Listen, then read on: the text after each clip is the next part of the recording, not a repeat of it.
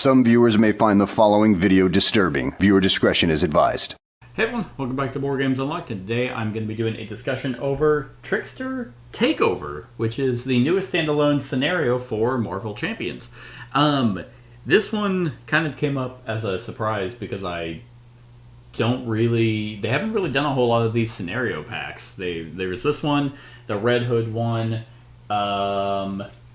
Kang one? Either way, they haven't really done a whole lot of these, and this came out shortly after the Winter Soldier and Falcon release.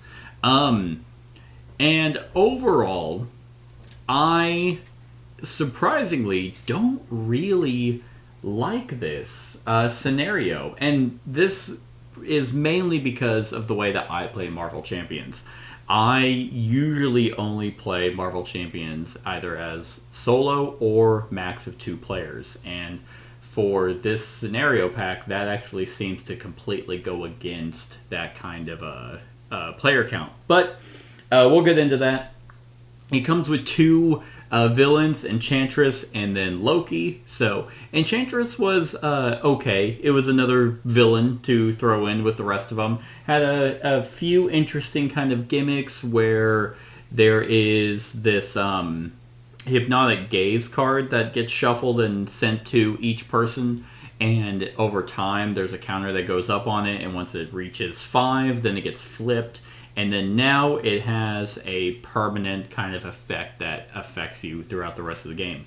It also introduced something called forced actions, which are things that you have to do at some point on your turn, and I actually thought that was a pretty cool introduction of a new mechanic, because it wasn't so restrictive that it completely killed any build you had going on or killed your game. But it was something you had to keep in mind, and a lot of them weren't actually that bad. Some of them would be like, oh, heal the villain by 1, but then you get to draw a card and then discard a card. So it was a double-edged sword kind of system. So I thought that was kind of cool to throw in. But in the grand scheme of things of the scenario pack, she's just there, and the big thing is the Loki God of Lies villain.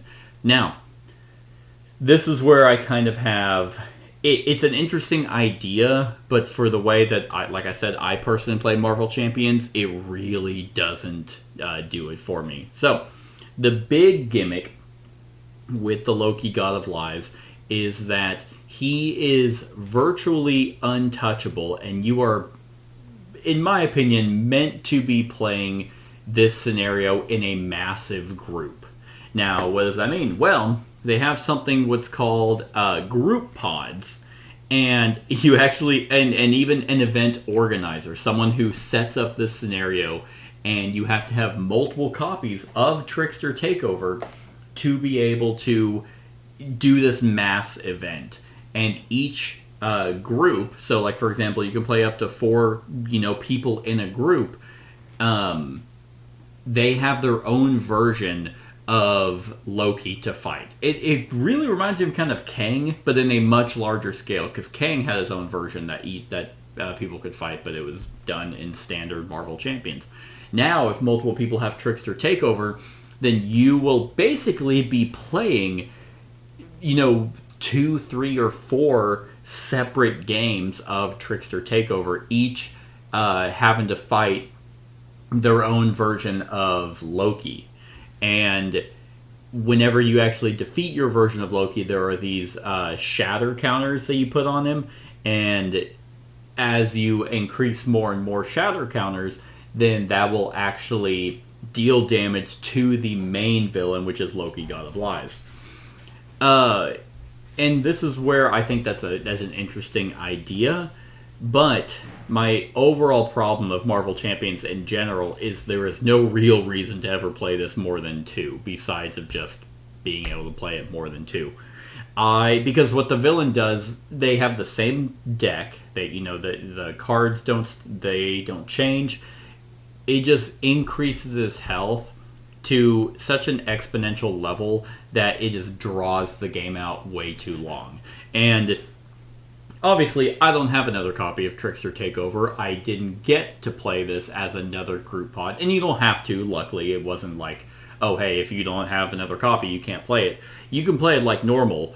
But I was like, all right, I will 3-hand this. And it's Loki. I just got done, funny enough, watching the Avengers. So sure, I'll grab Thor, Iron Man, and Captain America. I haven't touched these characters in a very long time. So I'm like, this could be kind of fun. And I mean, he's a serviceable villain. Everything he does is a solid villain. His design is not bad. The way he plays is not bad. But it just reminded me, like, okay, my version of Loki that I have to fight has 15 health per player, so that means he has 45 health. And it takes like way too long. And then what's unfortunate about it is that the Loki God of Lies, the villain that's kind of off to the side, it has 20 health per player. So whenever you defeat your version, let's say, because it says, oh, okay, whenever this villain would be defeated, place 5 per player shatter counters here. So that would be 15 shatter counters. There are some side schemes you can get rid of, and there are some minions that you can get rid of that when they're defeated or resolved, it adds more shatter counters to him. But pretty much all that does is you then have to resolve this shatter the illusion card, which basically is like, okay, every shatter counter that you put on them, remove them, and that's how much damage you deal to the Loki God of Lies. And then you replace that card with another version. There are 4. Yeah, Loki the Rascal, Loki the Knave, and Loki the Miscreant, all having a slightly different ability about them and what they do with the deck. Like, one of them means treacheries can't be canceled, and if a treachery is resolved, you add, threat to the threat counter or whatever it might be. But so not only is it like, okay, I had to deal 45 damage to this version of Loki, he gets removed, a new one comes out, and you rinse repeat. You do that again, and it's like, let's say you only were able to do damage. You didn't draw the minions, you didn't draw the side schemes because they were boosts or whatever it might be, and so you only were able to do the 15 damage to the 60 of the Loki God of Lies, meaning that there's 45. So you would have to beat each version of Loki 4 times, like each of them, to be able to officially win. So that is just way too long for a game like this. There's not enough game here to justify this being as long as it is. So it wasn't fun to go through that. It almost feels like, again, you need different pods, like the group pods, to be able to contribute and have, because there are some of the minions and some of the side schemes that all pods could kind of contribute towards. But man, it is just overly long. And I mean, I don't even like Marvel Champions at like a regular villain fighting whoever, Taskmaster, fighting Taskmaster at 3 or 4, just because it draws the game out, and there's just not enough, I think, replayability. Like, you eventually, get your build going. Like, it's like, all right, I have everything I need for Iron Man, so now this is just kind of you go through the motions. I've seen all the cards that are in the encounter deck, so I've always liked this game significantly better at either solo or 2. I like it quite a bit at 2, because there's still enough that you're not going to see every encounter card, you're not going to get through your entire deck, and it always feels pretty solid. But once you kind of get past that, the health just becomes more than I think is justified to keep the game around. So yeah, like, it was just... And like, what happens is, like, if you lose, like, if one person goes down, they just go back to 1 health, and then you put a counter on this World Collides card. This is the major main scheme. So it was kind of cool that there was a Mischief and Mayhem. There were like 2 main schemes and 2 villains, because Loki God of Lies is kind of his own separate thing. Even though he doesn't really do a whole lot, after he gets down to a certain hit points, you flip him, and I thought, oh, then he would come out, and then everyone beats up on him. Well, not really. Basically, each person, you bring out this, I'm trying to find it. Oh, there it is. Intense Focus, which gives the villain +1 scheme and +1 attack to their version. Again, this is for standard mode, whenever if you're playing with regular group pods. And then now he actually gets more health. It's 2 health per player again, so he just becomes a little bit stronger. And then, yeah, so he's just kind of like, hey, now I made my versions a little bit stronger. It's drawing out the game even longer. And rinse, repeat, do it until you can defeat your version and then deal damage to me. But if anyone would go down, like either through if the main scheme, the Mischief and Mayhem main scheme, ever maxed out on threat, you remove it, you add a threat to the Worlds Collide. If anyone would be defeated, you set their health to 1, and then you put a counter on here. And then if this ever maxes out, and this is 2 per pod, per group pod. Like, so if you're playing it regularly, it's just a 2. If that happens, then you lose. So it's an interesting idea. I would be curious to know if anyone has played this in the group pod mode where someone had their own copy and you have multiple groups actually playing, if that does enhance the experience. But this feels like a very niche kind of scenario pack that people would be, demanding. I don't know. It's not something that would be for me. But they do actually have something that was kind of cool. One of the side encounter decks that you throw in is called it's called something. Oh, Trickster Magic, and it actually introduced these new minions that once they're defeated, these are like characters that were enchanted, so they were in the Enchantress deck. So they're minions for you, but whenever you defeat them, you actually get to replace them with an ally. And then now they have a special ability and they help fight for you. I thought that was really cool. I like that a lot because it gave you an incentive to just actually kind of focus fire on a minion because you knew it was going to be replaced for an ally. I thought that was cool. They also have these synergy environment cards, and defeating a certain number of minions or defeating your version of the Loki villain had you put counters on one of these, and these were actually kind of like group abilities you could use. So, like, for example, this Domineering Force is when a friendly character attacks, remove 1 synergy counter from here. That attack deals 4 additional damage.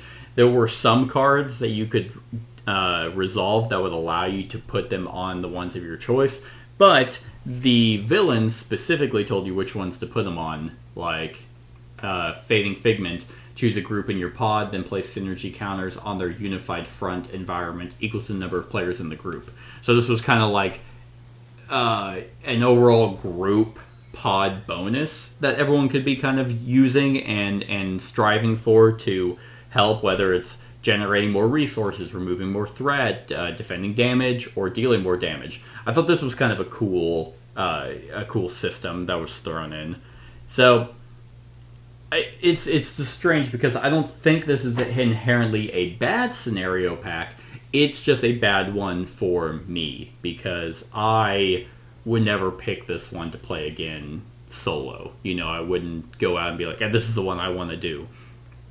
Nor would I ever be in a situation where I'd have a major group that it's like, okay, well, let's all split up and play Marvel Champions. I would just never pick this. If I had more than 4 people, Marvel Champions is not the game that I'm ever picking. So, just not for me. And it is what it is. They can't all be winners.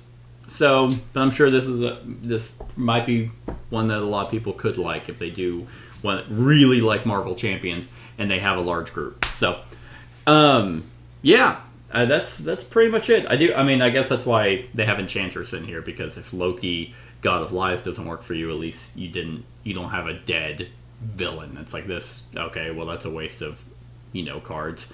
At least Enchantress is definitely a standalone villain that could be thrown in, and she's pretty good. So, on a scale of 1 to 10, It's very kind of weird because while I don't think any of it is bad, and there's positives to the God of Lies villain, it's not one I will ever touch again. So with that, I think I'll go with a 6. I think slightly above average scenario pack. Not my favorite. It's actually my least favorite out of all the scenario packs, even though they don't have many. I know Wrecking Crew is one. Red Hood's one. Oh, Mojo. It wasn't Kang. It was wait, was Kang one? I really feel like he wasn't. Mojo. That was a really good one. The Mojo one was solid. And then Red Hood. I like these individual scenario packs. I hope they continue to do more because the big campaign boxes I'm so far behind. It's insane. But yeah. And surprisingly, this was the first time I ever three-handed like by myself. And it worked out pretty well. Thor, Iron Man, and Captain America can definitely, lay down pretty much any villain. They're very, very powerful together. But yeah. Anyway, that's it. That's my thoughts on Trickster Takeover. Let me know what you think of it in the comments below. Other than that, like, comment, share, and subscribe, and have a wonderful whatever time of day it is for you.